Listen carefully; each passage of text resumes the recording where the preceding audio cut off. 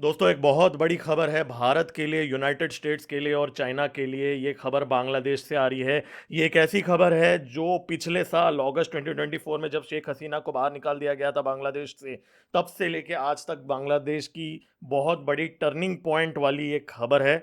इसके बारे में मैं इस वीडियो में बात करूंगा और बहुत सारे अपडेट्स है मेरे पास। भारत और अफगानिस्तान की एक मिलिट्री अलायंस हमको देखने मिल रही है, उससे भी रिलेटेड कुछ न्यूज़ है। और कैराना हिल्स के अंदर एक बहुत ही शॉकिंग रेवोल्यूशन हुआ है। वहां पे क्या हुआ था, भारत ने क्या एक्चुअली किया था, और बहुत सारे अपडेट्स हैं आज मेरे पास। मेरा नाम है गिरीश और आप देख रहे हैं एमजीओ पॉलिटिक्स। चलिए स्टार्ट करते हैं। सबसे पहले जो बांग्लादेश में हो रहा है इस समय, बांग्लादेश का जो आर्मी चीफ है वकर उस जमन, ठीक है, उसने यूनाइटेड स्टेट्स को मिडिल फिंगर दिखा दिया है। जी हाँ, उसने ये कहा है यूनाइटेड नेशन से, जो यूनाइटेड स्टेट्स का टट्टू है, उससे ये कहा है कि भाई अपना जो ह्यूमैनिटेरियन कॉरिडोर जो है ना रखैन स्टेट में जो बना रहे हो, उसको लो और यहां से भग जाओ। ये कहा है आर्मी चीफ ने बांग्लादेश ने, और लिटरली उसने बेइज्जती करते हुए ये बोला है। लिटरली उसने ये वर्ड्स यूज किए कि ये जो कॉरिडोर है, it is no bloody corridor's business. उसने लिटरली ये वर्ड्स यूज किया है। और उसने ये कह दिया है कि मोहम्मद यूनस जो है, क्लिंटन फाउंडेशन का आदमी, जिसको यूनाइटेड स्टेट्स ने भेजा था पिछले साल शेख हसीना को हटाने के बाद, प्लांट किया था बांग्लादेश के अंदर।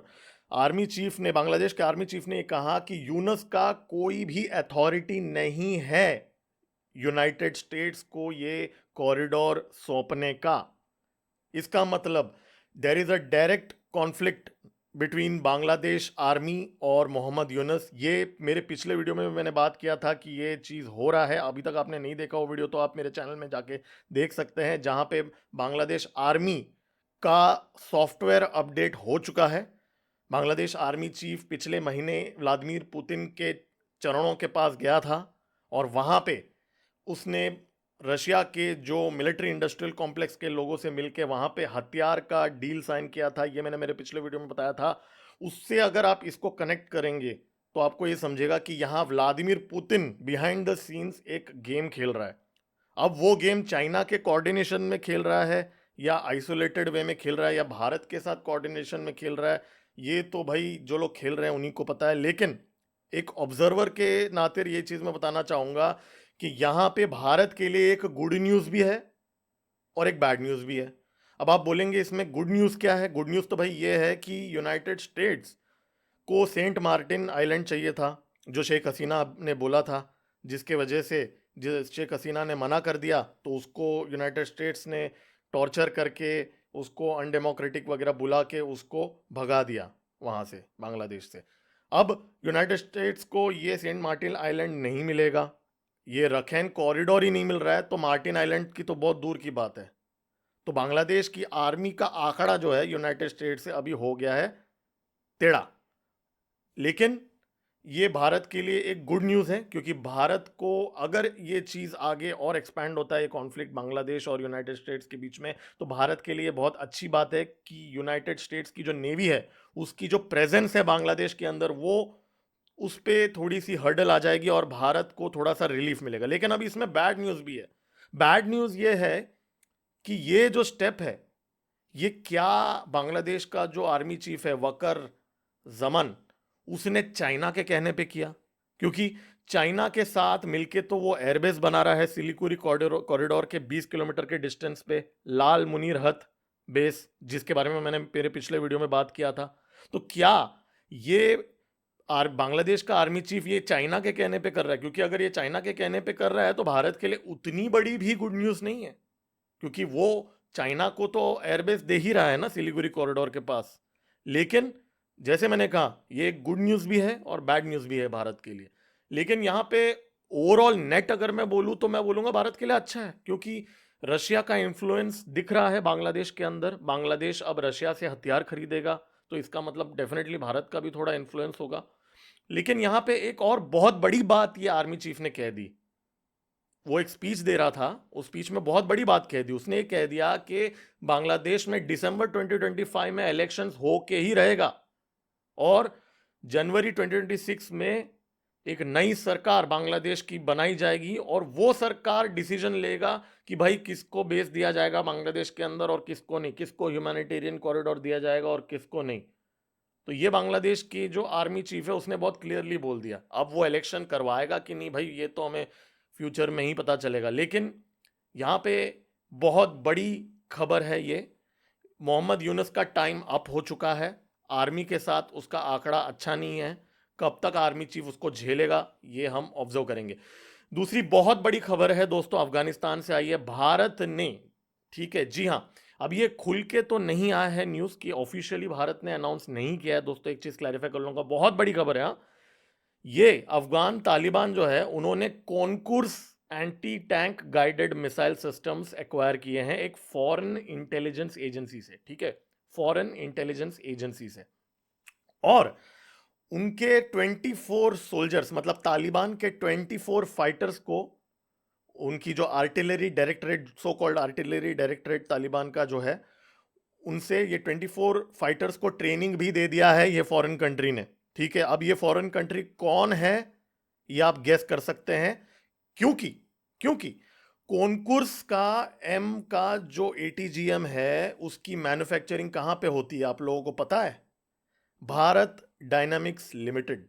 जी हाँ, भारत की लिस्टेड कंपनी इसको मैन्युफैक्चर करता है। और ये रिपोर्ट के अनुसार 24 तालिबानियों को ट्रेनिंग भी आ गई है। और अब ये अफगानिस्तान का पहला गाइडेड मिसाइल सिस्टम होगा दोस्तों, और ये भारत ने मोस्ट लाइकली इसको सप्लाई किया है तालिबान को। तो ये बहुत बड़ी खबर है, क्योंकि पहली बार एक मिलिट्री डील साइन हुआ है, इसका मतलब भारत और तालिबान के बीच में। और ये मिसाइल्स जो हैं ये किसके ऊपर यूज किया जाएगा आपको क्या लगता है? तालिबान इमीडिएटली क्या भारत के ऊपर यूज करेंगे? जी नहीं। ये क्या तालिबान चाइना के ऊपर यूज करेगा? उनकी तो इतनी औकात नहीं है। तो ये किसके ऊपर यूज करेगा? आप लोग गैस कर सकते हैं कि ये पाकिस्तान के ऊपर तालिबान यूज करने वाला है, बलूचिस्तान के ऊपर थोड़ी करेगा। तो ये भारत के लिए बहुत बड़ी, भारत से बहुत बड़ी न्यूज़ है ये अफगान मिनिस्ट्री ऑफ डिफेंस ने इसको कंफर्म कर दिया है कि Konkurs M anti tank guided missile उनको सप्लाई की गई है। ये अब पाकिस्तान के ऊपर बहुत जल्द यूज होने वाला है, हम मान के ये चल सकते हैं। क्योंकि तालिबान के हाथ में तो खुजली आएगा ना जब तक इसको लॉन्च नहीं करेंगे पाकिस्तानियों के ऊपर। तो डेफिनेटली अभी काउंटडाउन शुरू हो चुका है कि ये मिसाइल सिस्टम्स पाकिस्तान में कहाँ गिरेंगे अभी वो देखना पड़ेगा, कब और कहाँ गिरेंगे वो देखना पड़ेगा, बट गिरना तो तय है। यहाँ पे अब दूसरी बहुत बड़ी खबर, ये भी आज तो सब बड़ी ही खबर है, छोटी खबर तो आज आ ही नहीं रही है। कैराना हिल्स में एक ओपन सोर्स इंटेलिजेंस, देखिए ये ओसिंट जो होते हैं ना वो थोड़ा सा हमें पिंच ऑफ सॉल्ट से लेना पड़ता है, ठीक है, लेकिन ना कहीं सच्चाई थोड़ी होती भी है। अब ये जमवाल करके जो बंदा है, यूजर है ट्विटर पे, आप मैं उसका ट्वीट का लिंक भी मैं डिस्क्रिप्शन में दे दूंगा। वो भाई ने ऑलरेडी कैराना हिल्स के ऊपर पिछले 2-3 हफ्तों में काफ़ी पोस्ट्स वगैरह किए थे, लेकिन उसने एक बहुत ही इंटरेस्टिंग पोस्ट यहाँ डाला है कि जो कैराना हिल्स का जो सैटेलाइट इमेज ये बताता है कि 2 जगह पे हिट हुआ था। लेकिन हिट होने के बाद एक बड़ा सा, नॉर्मली क्रेटर फॉर्म होता है ना, कोई भी धमाका होता है, लेकिन हिल के ऊपर जो हिट हुआ उसमें क्रेटर फॉर्म नहीं हुआ, ठीक है, और एक छोटा सा होल दिख रहा है सैटेलाइट में से, ठीक है। ये क्या बताता है आप गैस कर सकते हो?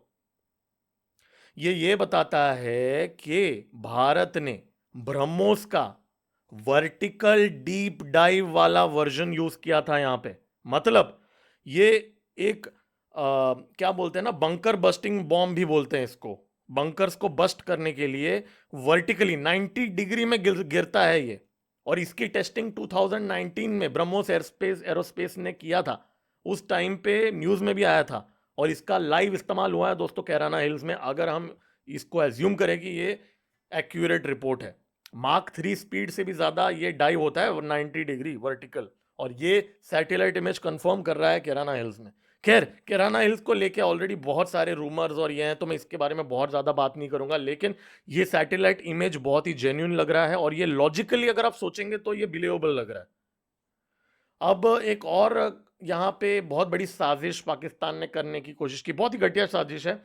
बलोचिस्तान के खुजदार डिस्ट्रिक्ट के अंदर, ठीक है, एक बस में एक सुसाइड अटैक हुआ और डीजीआईएसपीआर ने इमीडिएटली बोल दिया जी भारत ने कराया ये। जैसे वो हमेशा कहते हैं। लेकिन ताजुब की बात यह है कि ये बस के अंदर जो बैग्स हैं, बच्चों के जो बैग्स हैं, वो एकदम ब्रांड न्यू, बिल्कुल भी जले नहीं है, उसके फोटोज वहां पे अवेलेबल। और इतना ही नहीं, बलोचिस्तान एजुकेशन डिपार्टमेंट ने क्लैरिफाई किया है कि मई 17 तारीख से लेके जुलाई 31 तक सारे स्कूल्स बंद हैं वहां पे, सारे एजुकेशनल इंस्टीट्यूशंस बंद है, समर वेकेशंस वहां चल रहे हैं। तो ऐसे टाइम पे स्कूल के बच्चे कैसे ट्रैवल कर रहे थे बस में? तो क्या ये डीजीआईएसपीआर की गंदी सी साजिश है एक और बहुत इसके बाद में एक और खबर यह है कि जयशंकर जी जब इंटरव्यू दे रहे थे यूरोप में, डच ब्रॉडकास्टर, नेदरलैंड के ब्रॉडकास्टर एनओएस में, उन्होंने बहुत क्लियरली ये बोल दिया है कि आसिम मुनीर के बारे में एक स्टेटमेंट दिया। उन्होंने कहा कि आसिम मुनीर जो है उसका बहुत ही एक्सट्रीम रिलीजियस आउटलुक है। मतलब बेसिकली जयशंकर जी ने आसिम मुनीर को टेररिस्ट बोल दिया, लिटरली टेररिस्ट ही बोलना बाकी था। ये चीज उन्होंने बोल दिया इस इंटरव्यू के अंदर। तो जयशंकर जी इनडायरेक्टली ये भी कह गए कि आसिम मुनीर ने ही पहलगाम अटैक कराया था, और वो एक्सट्रीम रिलीजियस आउटलुक रखता है आसिम मुनीर। मतलब ये एक बहुत ही पोलाइट तरीका है ये बोलने के लिए कि भाई आसिम मुनीर टेररिस्ट है, वो बोलने का बहुत ही पोलाइट और मेच्योर तरीका है ये, बेसिकली जयशंकर ने बोला। और जयशंकर जी ने एक और भी बात बोली कि भाई यूनाइटेड स्टेट्स से कोई भी इंटरफेरेंस नहीं था नेगोशिएशन के अंदर। जो ट्रंप क्लेम कर रहा है ना कि भाई मैंने करा दिया, मैंने करा दिया, वो नहीं है। जयशंकर जी ने ऑफिशियली ये इंटरव्यू में, ऑलरेडी गवर्नमेंट ने तो क्लैरिफाई किया ही था, जयशंकर जी ने भी ये बोल दिया बात। तो यहाँ पे बहुत ही खुलेआम झूठ बोली जा रही है ट्रंप की तरफ से। खैर वो मैं अलग वीडियो में बात करूंगा, ऑलरेडी मैंने इसके बारे में बात भी किया मेरे पिछले वीडियो में। तो ट्रंप का झूठ भी यहाँ पे पकड़ा गया। एक छोटी सी खबर है, एक छोटी सी अपडेट है, बांग्लादेश में ना स्टारलिंक लॉन्च हो गया अभी। $70 पर मंथ का प्राइसिंग है। आम बांग्लादेशी तो इसको नहीं खरीद, कंगलू लोग तो नहीं खरीद पाएंगे। जो बांग्लादेश का एकदम इलीट क्लास है, जो 0.5% से भी कम लोगों के लिए ये सर्विस है। लेकिन लेकिन लेकिन इसमें एक बहुत बड़ा नेगेटिव पॉइंट भी है भारत के लिए। देखिए, स्टारलिंक जो है यूक्रेन में, हम सब ने देखा कैसे इलॉन मस्क यूक्रेन को स्टारलिंक सप्लाई कर रहा था रशिया को अटैक करने के लिए। तो कल जाके अगर कोई कॉन्फ्लिक्ट होता है भारत के साथ या किसी के साथ, बांग्लादेश के साथ, तो वहाँ पे अगर उनका जो मोबाइल नेटवर्क और ये सारे अगर डिस्ट्रॉय हो जाता है, तो स्टारलिंक जो है वो उनको इंटरनेट सप्लाई करते रहेगा। तो भाई ये भारत के लिए इतना बहुत ज़बरदस्त न्यूज़ तो नहीं है कि बांग्लादेश के अंदर अभी स्टारलिंक आ गया। तो इसका ये हमें ये दिखाता है बाय द वे कि डीप स्टेट की नज़र है बांग्लादेश में, एक नज़र क्या, पूरा हाथ पैर सब कुछ है। तो बांग्लादेश का जो आर्मी चीफ है, जिसने रखैन स्टेट में ह्यूमैनिटेरियन कॉरिडोर बनाने नहीं दिया, उसने स्टारलिंक अलाउ कर दिया। ये भी सोचने वाली बात है। मतलब आर्मी ने अपने लिए स्टारलिंक का इस्तेमाल करने के लिए तो बराबर अलाउ किया है, लेकिन रखैन कॉरिडोर में यूएस को बूट्स ऑन ग्राउंड रखने नहीं दिया है उन्होंने। तो ये एक खबर है। हमारे मोदी जी ने बहुत ही स्टर्न वार्निंग दे दिया है, ज़्यादा इसके ऊपर बोलूंगा नहीं, बट एक लाइन में मैं बता दूंगा। उन्होंने कहा है कि पाकिस्तान के साथ कोई ट्रेड नहीं होगा, कोई टॉक नहीं होगा, सिर्फ पीओके के बारे में बात होगा कि कब खाली करोगे पीओके। बहुत ही स्पष्ट रूप में बता दिया है। इसका मतलब जब तक मोदी जी प्राइम मिनिस्टर हैं, इसका ट्रांसलेशन ये है, जब तक मोदी जी प्राइम मिनिस्टर है, पाकिस्तान के साथ भारत ट्रेड नहीं करेगा, पाकिस्तान के साथ बात नहीं करेगा। ये न्यू नॉर्मल बन चुका है दोस्तों। और इंडस वाटर ट्रीटी भी गयो गयो गया, ठीक है। अब यहाँ पे एक बहुत ही इंटरेस्टिंग न्यूज़ आ रही है और थोड़ी सी कंसर्निंग न्यूज़ है। अभी इस पे हमें ओवर रिएक्ट नहीं करना चाहिए। कोलकाता से आ रही है, बहुत कंसर्निंग न्यूज़ है एक्चुअली।